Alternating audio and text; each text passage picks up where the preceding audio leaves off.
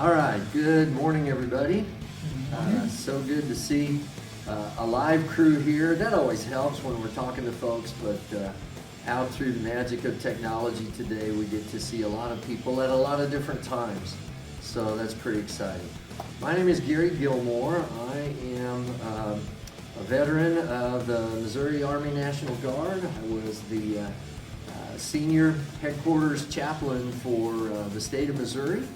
And I ran a crew of like 21 unit ministry teams, and we took care of, like, if you combine Army and Air, it was 20,000 soldiers scattered throughout our communities in the great state of Missouri. I did, as a veteran, I got the all-expense paid trip to Baghdad, so I got to see a lot of stuff like that.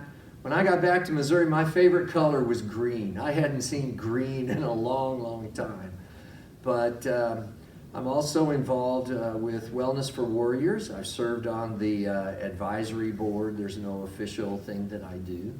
And I also work with veterans through church-type ministries, and I have a little not-for-profit corporation that we call Missouri Chaplain Services. And one of the things we do there is a lot of veterans, when they pass away, they don't have a connection with a church or a support group.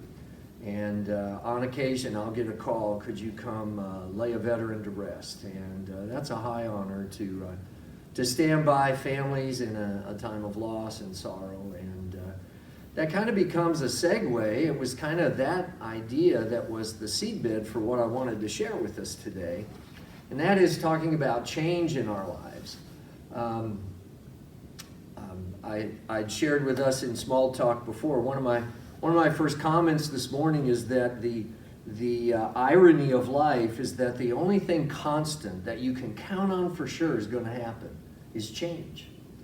And yet, I don't remember any lesson in school, in grade school, in college. There's no class on managing change or doing it in a healthy way. In fact, a lot of times in veteran stories and just people, we don't do good at a time of change. We don't quite make the corner. We don't do it in a healthy way, and then that creates future problems or compounding issues in our lives. And so when I think of Wellness for Warriors, I'm not a medical guy, I'm not a therapist. I've got a daughter who's a physical therapist, I've got a son-in-law. They're smart folks, physician assistants, you know, that kind of thing. But I'm one of those guys who said, how do we help people live a wholesome life? How do we help them get through life's changes? And so little research there, and again, smarter people than me kind of gave me the outline of what I want to share with you, but the thoughts and the comments about it are going to be mine. And I'll just say right up front, yeah, it's a chaplain talking to you, but I'm not preaching at anybody. I'm just saying, how do we all negotiate changes in a way that allow us to maybe close one chapter of our life and open up new things? And let me expand on that for just a minute. Sometimes it's a job. Sometimes jobs don't have happy endings, okay? And if we're not careful, we'll take a bad experience from our history and we'll turn it into an expectation about our future. So how's the new job going to go? Maybe not so good. Whereas if we would take the time to close out the old chapter and be free to open up the new chapter in our lives, that would be good. Just talking straight to veterans, a lot of our relationships are messy. They got a lot of loose ends. There's a lot of hurt and there's a lot of pain. Who taught us how to end something well and open up something new in a good way? I don't know where you go online for that. You know, there's no adult education course, but we sure need one. And the courthouse would be a little less busy, that kind of thing. So I just wanted to say that it may be the big things in our life, but it's really also the little daily things. And if we would take what I want to share with you today and bring it home with us. Make it a part of our regular routine. I think life would be a little smoother for us, okay? So with that in mind, smart people have said that there are 5 things that we ought to do in any major transition. 5 statements, 5 understandings we need to come to. And I'm going to share with you honestly that they're simple to understand, but they're not easy to do. So don't be deceived. We can talk about this all day long. And it's great when we talk about some other guy's issue. But you ask me to get along with my boss, or you ask me to go home and make it happy, that's not so easy sometimes. So with that in mind, here are the 5 that the smart people say that make our transitions helpful. The first one is the little message that says, forgive me. You know, it's interesting that sometimes the people we're the closest to are the people we scrape against and rub hard and hurt the most. And in the daily bumping of our lives, you know, we'll get upset at the guy who cuts us off in traffic. But we can be pretty mean to the people at home. You didn't put the dishes away. You didn't take out the trash like you said you would. Or have you noticed how long the grass is? Of course, not this right now. You know, we got winter and spring right now. But those little comments and things. And sometimes it doesn't hurt a relationship at all to go to that person that we're closest to and just say, I realize that in the ebb and flow of our lives, I've done some things that have been short or quick or hurtful, or I wasn't understanding or I wasn't sensitive, and I need you to forgive me for that. We need to ask those that we've hurt for a release from the pains that we've caused, or sometimes, you know, we know where their buttons are and we push them on purpose once in a while. Maybe you all never do that, but true story, okay? So the flip side of that is point number 2, and that is to say, I forgive you. You know, it takes great courage for somebody to come to us and say, hey, I'm sorry for what I did, or I didn't mean it that way. Would you forgive me for what I said or what I did? And the way that relationship is restored, it's not just a one-way thing, it's a two-way thing. You ask for forgiveness, and then I'm willing to forgive you as well. We can let go of our response to how we've been hurt. And the ironic thing about forgiveness is that in releasing other people, it actually kind of frees us up on the inside. So forgive me, I forgive you. The third one is thank you. Thank you.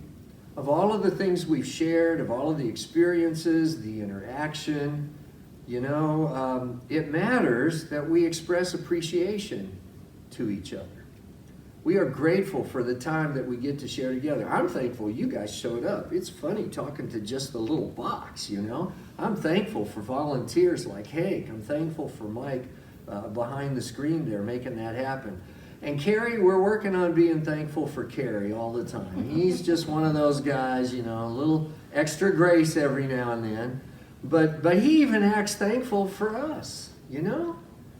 And how special that is. And when we come to a big closure in our lives, I'm thinking at the farewell party or the retirement party or at a graveside service.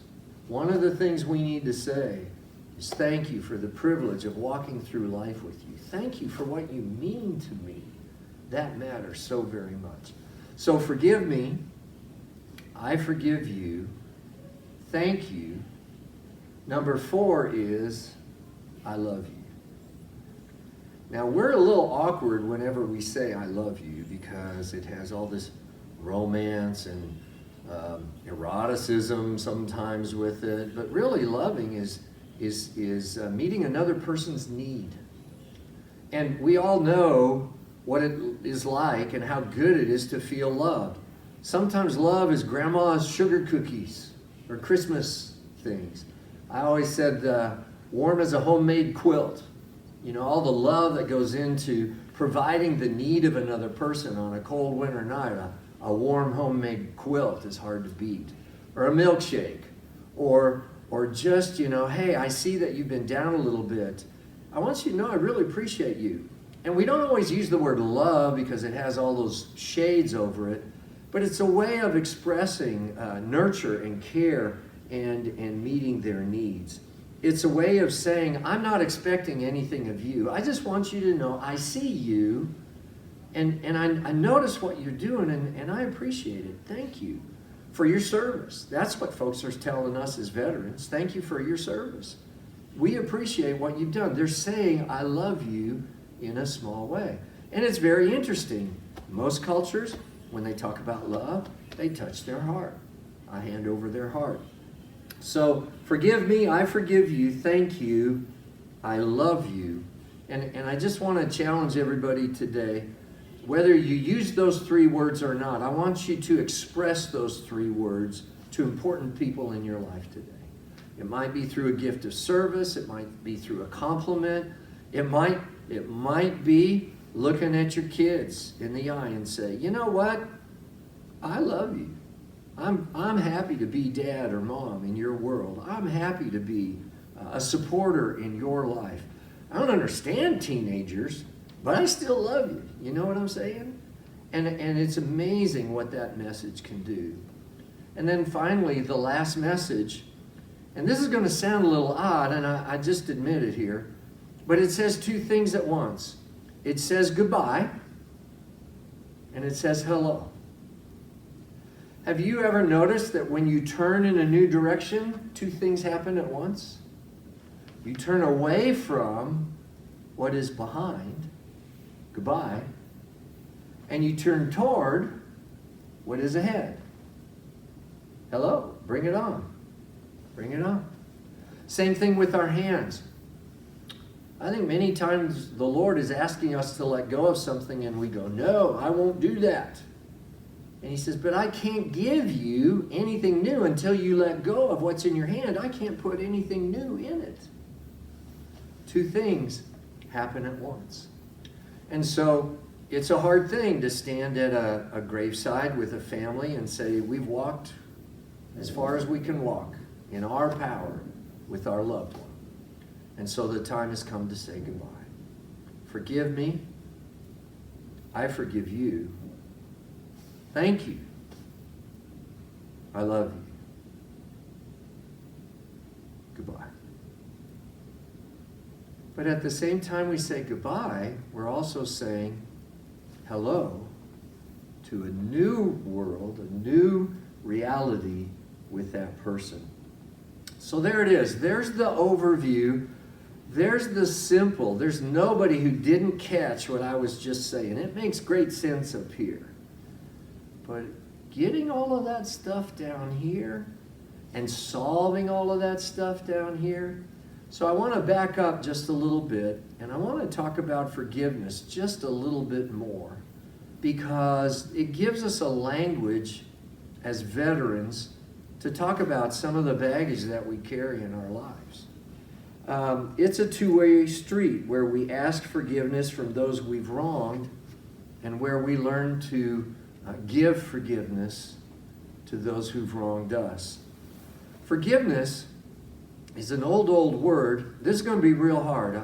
You'll note, if I ever give a pop test, there's no one who can fail it. It's so easy. But watch this. This is what forgiveness is right here. See my hand? This is it. Watch. Don't miss.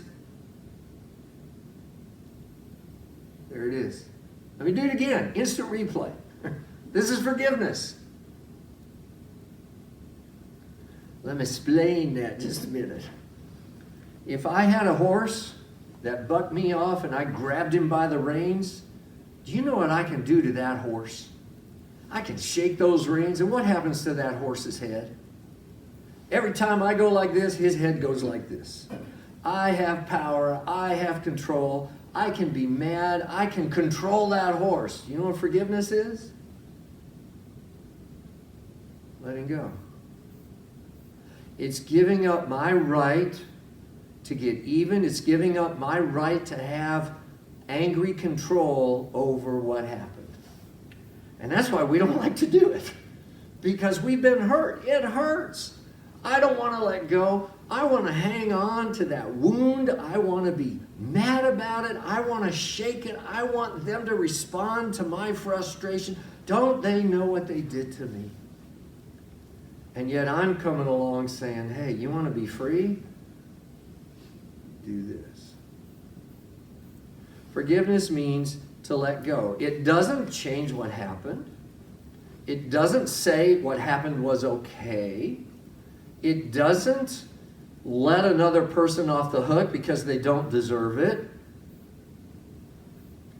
It frees us for new opportunities because we're willing to let go of our right to hang on and punish somebody else. For that to ever happen, we have to see usually the larger picture. And I'll tell you, again, I'm kind of speaking generally, but I'm asking everybody to think of this in your own life and apply it as it's appropriate. You see, when we hold on to the wrongs that we've been done, or if we are so stubborn that we hold on to the wrongs that we have done, that we won't ask for forgiveness, we won't say we're sorry or apologize, we're too proud to all that, what we do is we create that clenched fist that begins over time to have second and third order of effects that hurts us. I dare you, walk around all day with a clenched fist and then tell me what you feel like tonight. Or tell me what your arm and elbow feels like. Or if you just walk with a clenched fist and clenched teeth and you try to talk to people, everyone's asking, what's wrong with you?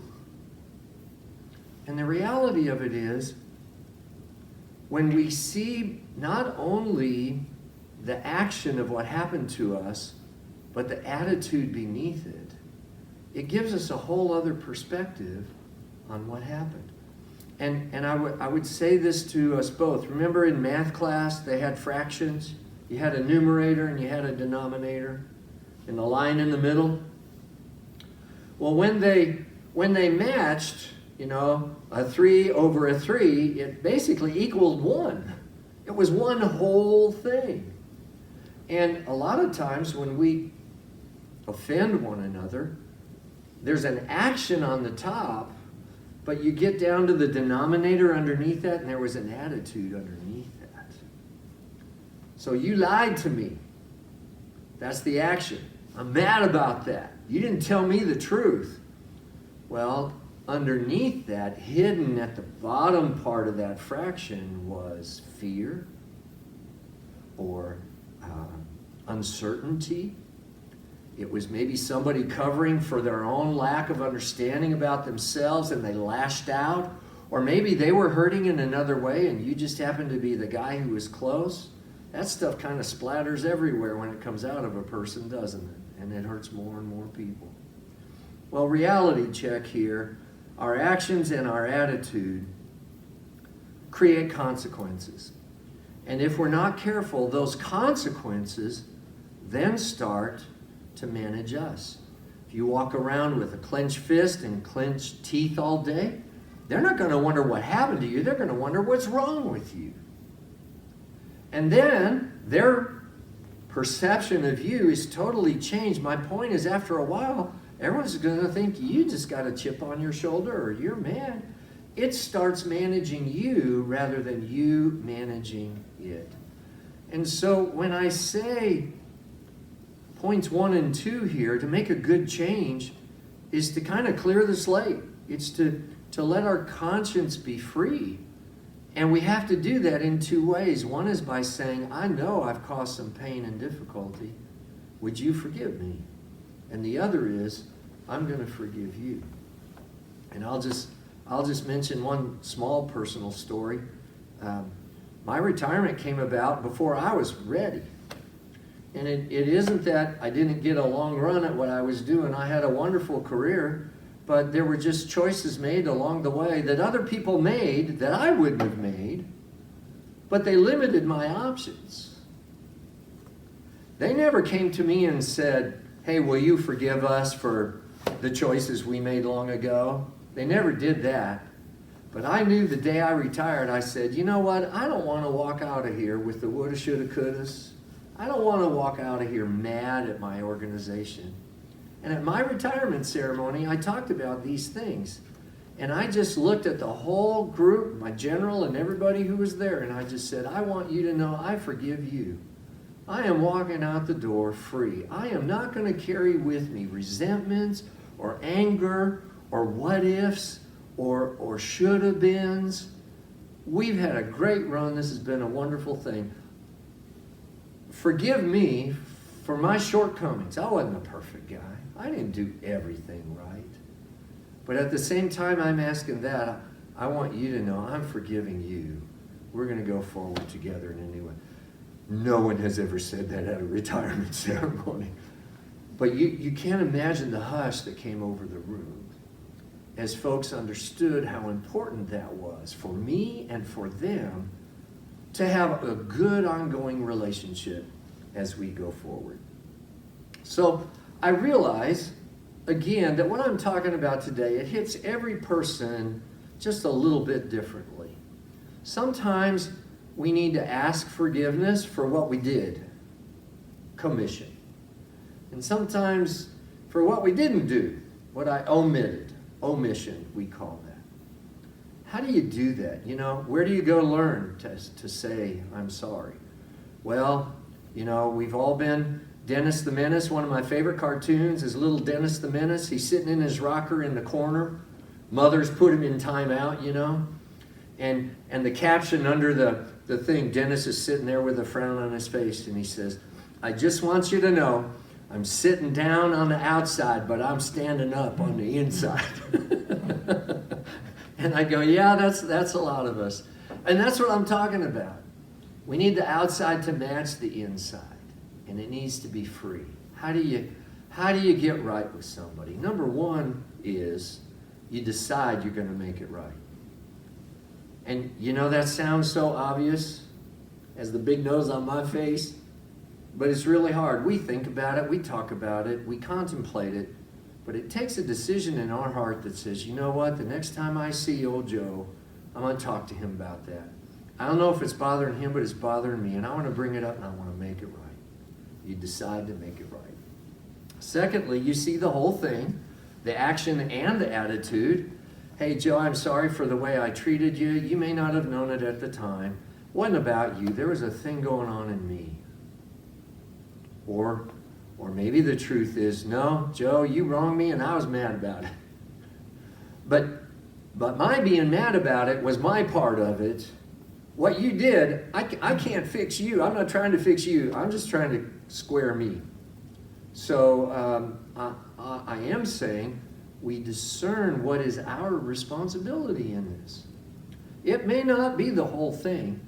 We may not ever be able to fix the whole thing, but we certainly can take care of our business, our part, and live by our values no matter what anybody else does. So let me say it like this. If you go to somebody and you say, hey, I'd like to say I'm sorry for what I did. Stop there. Don't add, but you were wrong too. That changes everything. You see what I'm saying? We're owning us. We're owning our part. We're not owning everything. And you know what? I have watched people go, yeah, I'm only 10% of this, and they're 90%. I said, well, if you fixed your 10%, isn't it 10% better? 10% on our money would be a pretty good deal today, wouldn't it? Okay? So they may be wrong, but that's on them. You deal with you. And then I encourage people to ask the question, really blunt, will you forgive me? Here it is. This is my part. This is I own it. I'm not anything else. This is no other business. This is no blaming or sharing or anything like that. There's my part. Will you forgive me? And note those pronouns. because it's not, well, let's blame the boss together. It's not, let's yell at the circumstances. This is personal business. Will you forgive me for what we've talked about? And here's what's so important about that. There's 3 answers to that question. Yes, no, and not yet. There are people, when you go and you talk to them, they're pretty tied up in knots too. And they don't know what to do with what you brought up. And they may go, I don't know. That means not yet. But here's what I want you to understand. If you ask that question, if you identify it and you say it like it is, and you ask, will you forgive me? You have done the right thing. You have done what you can do. Who has responsibility for that issue now? They do. Do we make their choices? They can say yes, they can say no, they can say not yet. I've done the right thing. That feels good. So if the answer is no or not yet, I just say you don't worry about it. You have done your part, and I want you to move on, because you'll find that those things then make it a whole lot easier to say thank you and I love you, and either goodbye or let's go forward. Those things are so much easier because we are free inside. No matter what anybody else ever says, they can no longer say, you wronged me and you did nothing about it. That's a relief. That's a relief. Now, forgiveness isn't because we feel like it. And I want to be clear about this. It doesn't change. They may have wronged you terribly. They may be 99% wrong and you only 1%. But if you're free and you're 1%, that's positive. All right? It's more like a transaction. It's more like this moment where we share that deals with the issue but allows us to grow and go forward in freedom. A lot of folks I've met are just really torn up inside. They're emotionally conflicted because they've just never dealt with their own part. And I'm not saying you automatically feel good, but I know this. If we make a decision in our mind and we know that we've done the right thing, it frees our emotions up. There are some folks who attack the emotions first, and it never really resolves. You got to deal with that other, and that then opens the door for the emotional freedom. Now, I'm going to talk serious to vets for just a minute. Who do we need to forgive sometimes? Well, we need to forgive others who have hurt us deliberately. I'll never forget Sergeant so-and-so messed with my career. Or I told him off once, a true story, a veteran told me, yeah, I raised my hand in a staff meeting. Next thing I knew, I was in Korea. He didn't like that. Hey, wait, well, that's not right. Okay. But long story short, we need to forgive those who have hurt us. Whether they come ask us or not, sometimes it just does us good to go, I am not going to let your dumb decision bind me up for the rest of my life. I forgive you. I let go. We need to forgive. Well, Jesus said we ought to forgive our enemies. That takes time. How many veterans do we know who have gone on honor flights, the World War II guys, been to D.C. and seen them there, dealing with the grief that they've carried all these years? How many of our Vietnam heroes have made journeys back to try to reconcile this in their own heart and their own life and get a truer perspective of what life is like there? The one that I think is big for those of us dealing with trauma sometimes or moral injury, some of us need to forgive the government. You sent us into a horrible thing. Some of us need to forgive America. You didn't support us when we went. Talk about betrayal. Talk about feeling wronged. Here we go, risk life and limb. We leave our families. All our peers were having parties, and our senior trip was on the bus to the Marine Corps basic training camp. Come on, what's up with this? And then when we come home, the way we were treated, I tell you, the forgiveness of the generation of Vietnam vets, they were ahead of me. And the Desert Storm, I'm more that era, and Iraq, but then the young kids coming on after 9/11, it's the Vietnam vets who didn't get the welcome home, who are out holding the flags in the hot and the cold for the welcome home ceremonies of the young kids who knew nothing when they got in. We're having now a lot of the younger veterans who signed up after 9/11 and they wanted to do a patriotic thing.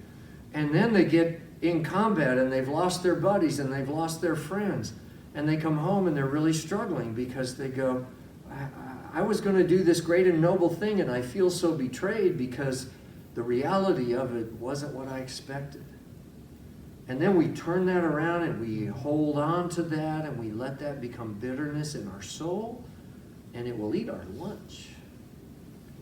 And so that's what I'm saying. Some of us need to be forgiving of the things we can't change. And no one may ever come and go, gee, we're sorry. Forgive them anyway.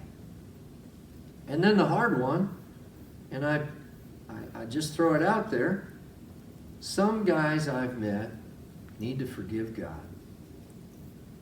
And I know that sounds really backward because it's the Lord who forgives us. But I've met some veterans who are so hurt and so, see, when they don't know who else to blame, where do you go? Who do you pin that on? When it's beyond what humans can do, where do we go? And I've just met a few soldiers that I've talked to, and I said, you know what? I don't know how you would phrase that, but I think you need to find a quiet place. And you need to have a prayer time. Prayer's just talking to God. And you need to tell God that you forgive Him for orchestrating and working in your life the way He did. But if you'll do that, I think it'll free you up and you'll find that God's not done with you yet and there's another chapter to write. Because you'll be able to say goodbye to that old bitterness and turn and accept something new and something positive. When we fail to forgive ourselves or others, I found this in a book. It was a pretty good list.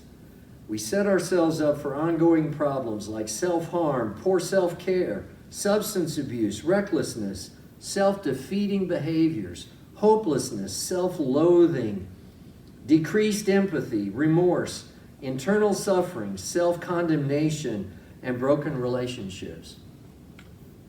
Does that describe veterans you've met? Some, right? Okay. Long story short, when we have a free heart, it allows those other things that we were talking about, gratitude and love and new horizons. It opens the door for the good things in our heart and the good things in our life to go forward and change our world. So, might be a big change you're going through. Might be a little change. And you just want to make it better. You know, we bump and grind. Let's put some oil on those gears. Let's make good things happen as we go about the changes in our lives. What do smart people tell us to do? Say 5 things. Forgive me. I'm not perfect. I need a little grace. And I'm asking you, would you forgive me? And you know what? Whenever you come to me and you say, I'm willing to own up to what you did, I'm willing to give you some grace. I forgive you. And then we need to say to one another, thank you. You know what? This wasn't maybe the happiest day of our lives, but I've learned from this. I'm grateful for who you are and what you've done. Thank you. I love you. Now let's put that behind us. Let's go forward to the good things that are out there. Okay? You have just witnessed a miracle. I had a guy tell me one time, he says, every time I talk to somebody, 3 things happen. There's what I wrote, there's what actually came out, and then there's what I wish I would have said all the way home. And that's probably where we're headed right now. I'll be driving back to my world, and I'll be going, oh, I meant to throw this in here. Oh, I wish I'd have thought of that joke right then. So forgive me, but I want it to be good, and it would be my hope. It'd be the greatest thrill of my world today if you here or anybody out there at any time, past, present, or future, took those words to heart, and the good Lord used that to help you get a big roadblock or obstacle out of your way and let the good things flow. All right? Question, comment on war story? Going once? Going twice? Thanks. We're done.